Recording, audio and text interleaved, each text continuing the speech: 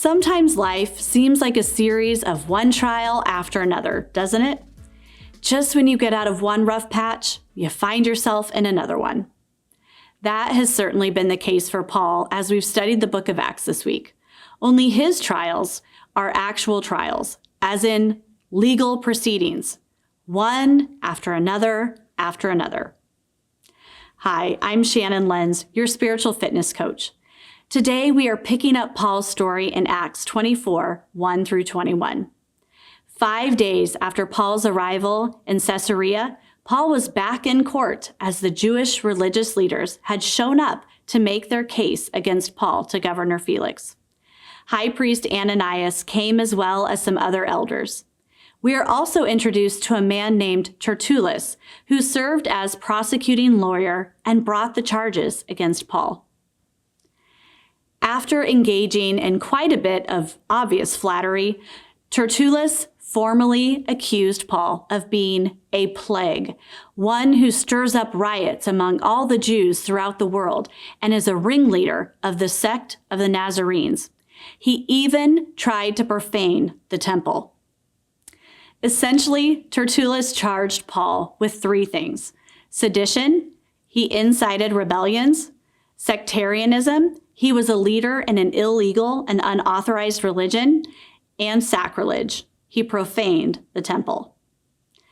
Then Governor Felix nodded at Paul to make his own defense. Paul said, "You can verify that it's not more than 12 days since I went up to worship in Jerusalem, and they did not find me disputing with anyone or stirring up the crowd, either in the temple or in the synagogues or in the city. Neither can they prove to you what they now bring up against me. But this I confess to you, that according to the way, which they call a sect, I worship the God of our fathers, believing everything laid down by the law and written in the prophets, having a hope in God, which these men themselves accept, that there will be a resurrection of both the just and the unjust. So I always take pains to have a clear conscience toward both God and man. Now, after several years, I came to bring alms to my nation and to present offerings. While I was doing this, they found me purified in the temple without any crowd or tumult. But some Jews from Asia, they ought to be here before you to make an accusation should they have anything against me. Or else let these men themselves say what wrongdoing they have found when I stood before the council, other than this one thing that I cried out while standing among them. It is with respect to the resurrection of the dead that I am on trial before you this day." Paul argued that he was in Jerusalem to worship and nothing more. Besides, he hadn't been in the city long enough to organize a rebellion. For many of those days, he was in custody, nor did they have any evidence to prove their accusations against him. Next, Paul admitted to worshiping God according to the way, which is what Christianity was called in the early years. But that doesn't mean that he had abandoned Scripture or the Jewish religion. Paul grounded his beliefs in the law and the prophets, pointing out that the Pharisees in attendance even agreed with him on the doctrine of the resurrection.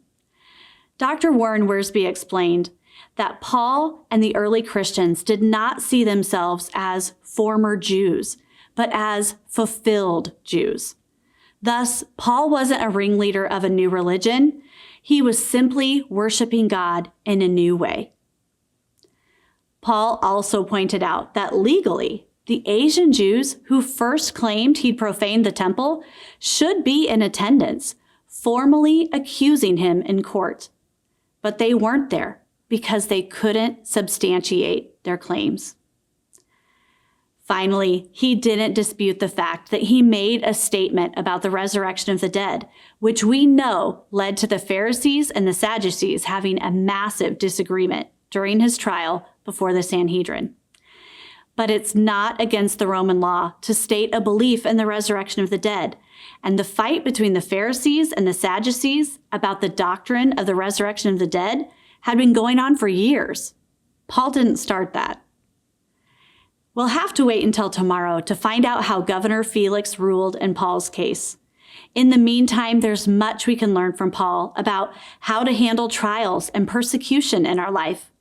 No matter what Paul faced, he never recanted his Christian faith or changed his tune to save his skin. He submitted himself fully to God's will and trusted him no matter what. And he always found a way to testify about the resurrection of Jesus Christ. Here's your challenge for today. No matter the trials you may be going through, find a way to testify about the truth of the resurrection of Jesus Christ and the hope that truth gives you to get through the rough patches.